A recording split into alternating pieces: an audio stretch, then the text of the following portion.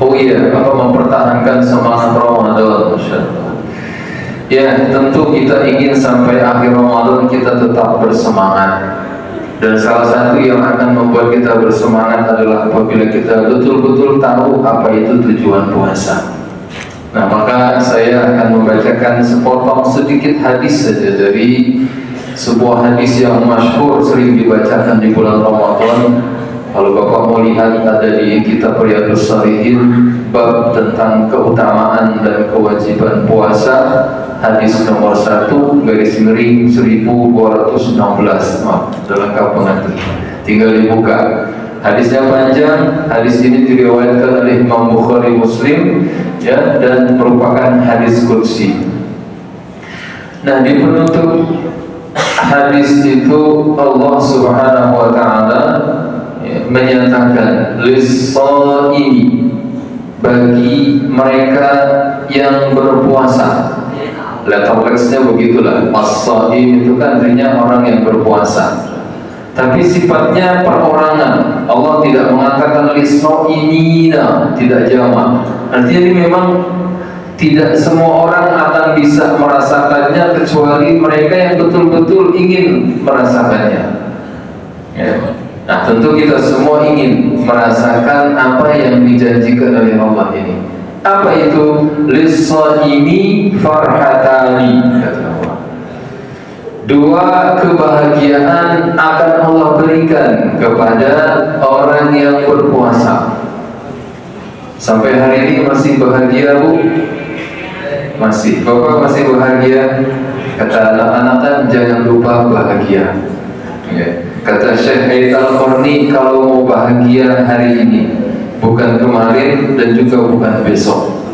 Kalau kita tiap hari minta doa Rabbana atina fid dunya, maka berbahagialah sekarang, jangan nunggu besok.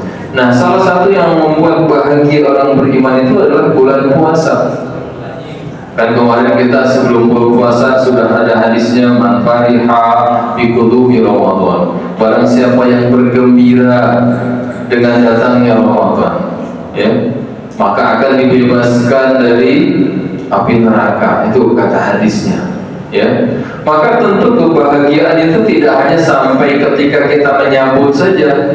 Kita menyambut sesuatu dengan bahagia karena ada sesuatu yang kita inginkan, gitu ya. Betul gak, Pak? Nah, maka satu kebahagiaan yang pertama kata Allah adalah idza aftara fariha.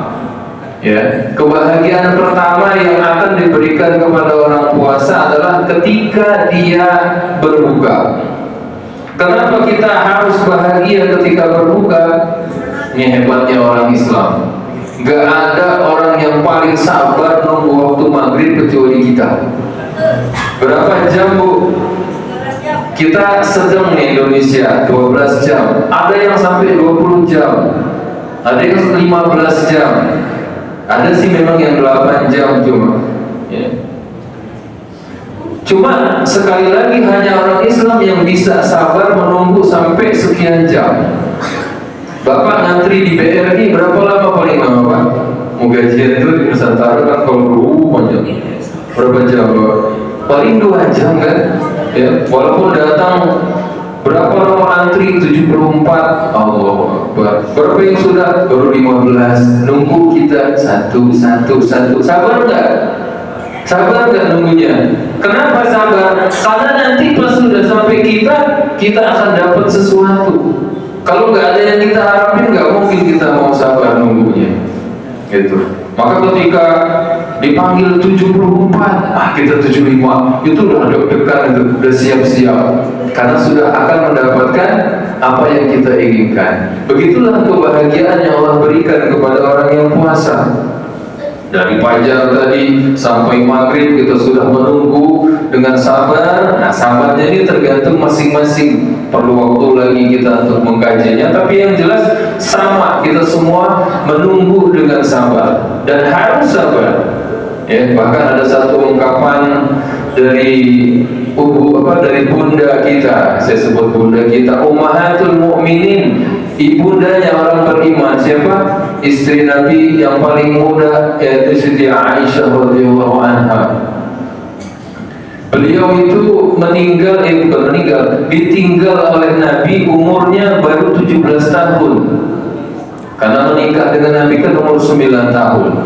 Ditinggal oleh Nabi umurnya masih 17 tahun. Dan status sebagai istri Nabi itu haram untuk menikah lagi. Karena itu disebut sebagai ummahatul mukminin, ibunya orang beriman. Jadi tidak ada yang lebih pantas untuk menikahi beliau kecuali Nabi. Maka Allah mentakdirkan beliau umurnya panjang sampai 62 tahun kalau nggak salah. Bayangin, dari umur 17 tahun sampai meninggal, dan apa yang dia tunggu tidak lain hanya bertemu kembali dengan Nabi. Kalau bapak-bapak baca sejarahnya Siti Aisyah, Masya Allah, banyak cobaan, perih, sampai harus berperang dengan Ali bin Abi Thalib, macam-macam ya fitnah yang harus dia lalui. Namun dalam begitu beratnya ujian menunggu bertemu kembali dengan Nabi tersebut, dia berkata, kesusahan hidup hanya seperti menunggu waktu berbuka. Capek memang, haus, lemes, apalagi sudah jam 4, jam 5, itu Masya Allah. Makanya banyak yang kurang kerjaan, mohon maaf ya bahasanya.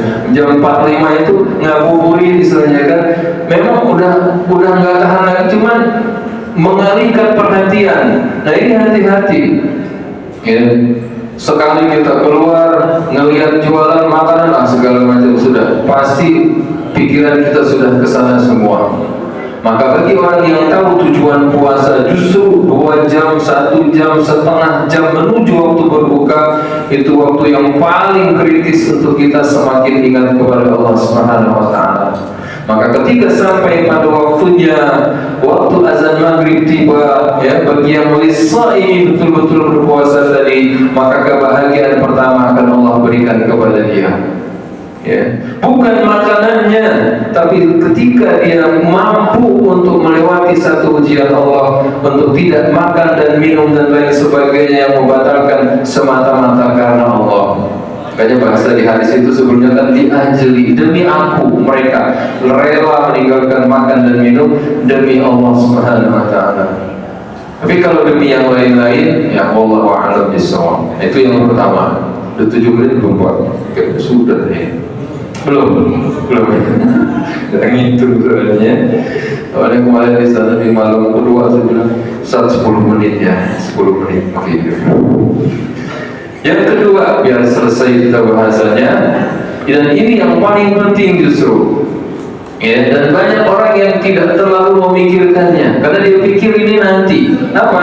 Fa iza laqiya rabbahu fariha bi saumihi. Ya. Jadi kalimatnya itu lengkapnya itu lisaimi farhatani, bagi orang yang puasa 2 kebahagiaan, yafrahuhuma, yang akan terus diberikan kepada mereka selama mereka berpuasa. Ya. Jadi 2 hal ini tuh gak terpisah, terkait erat. Ya. Dua-duanya akan diberikan selama bulan Ramadan. Yang pertama tadi ketika waktu berbuka, dan yang kedua ketika bertemu dengan Tuhannya. Bisaumihi, ada kalimat lagi, bisaumihi, dengan lantaran puasanya. Banyak orang, dan tujuan mungkin termasuk saya, pernah menerjemahkan bertemu dengan Allah ini hanya nanti ketika di surga.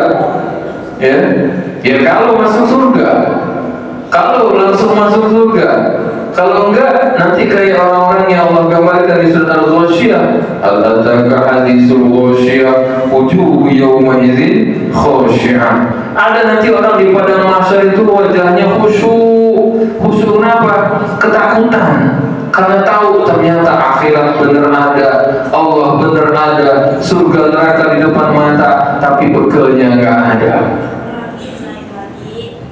Na'udzubillah min dzalik. Jangan sampai kita ketemu Allah tanpa bekal yang cukup. Maka sekaranglah waktunya kita untuk mengumpulkan bekal itu, supaya nanti ketika ketemu Allah di akhirat, kita sudah punya bekal dan Allah berkenan memasukkan kita ke surga. Maka pegangan ayatnya, ya, dari memahami pertemuan dengan Allah di sini adalah di penutup akhir surat Al-Kahfi yang sering kita baca. Wa man kana yarju liqa'a rabbih, ya kan? Barang siapa yang rindu ketemu dengan Tuhannya, maka falyamal amalan sholiha, maka perbanyaklah dia untuk melakukan amal-amal soleh. Jadi artinya ketemu dengan Allah sebelum nanti di surga itu harus dimulai dari sekarang ketika kita di dunia. Dengan cara apa? Melakukan amal soleh. Makanya ada syekh yang menerjemahkan ayat ini kan, tilawatul Quran liqa, as-sadaqah liqa, waz-zakah liqa, as-shaum liqa, waz-zikru kullu amalin shalih liqa rabbi. Jadi setiap amal soleh itu adalah sarana untuk bertemu dengan Allah. Maka jadikan seluruh amal-amal soleh kita selama bulan Ramadan ini ya betul-betul menjadi sarana kita sedang berdekatan dengan Allah Subhanahu wa taala. Karena kenapa salah satu rahasia Allah menyuruh kita puasa? Karena Allah ingin senang dekat dengan kita. Karena Allah sedang ingin dekat dengan kita, bukan untuk menyusahkan kita, tapi supaya kita merasa kita akan ditunggu, sedang ditunggu-tunggu oleh Allah Subhanahu wa taala. Allah Rabbul Alamin yang menciptakan kita. Maka semangat, bahagia, menyongsong dua kebahagiaan ya yang akan diberikan oleh Allah kepada orang-orang yang berpuasa. Maka sedikit sekecil apapun amal yang kita lakukan di Ramadan, lakukan dengan gembira, lakukan dengan bahagia. Maka insya Allah kita akan bahagia di dunia maupun di akhirat insya Allah. Mohon maaf atas segala kekurangan dan kelebihan waktunya. Semoga bermanfaat. Assalamualaikum warahmatullahi wabarakatuh.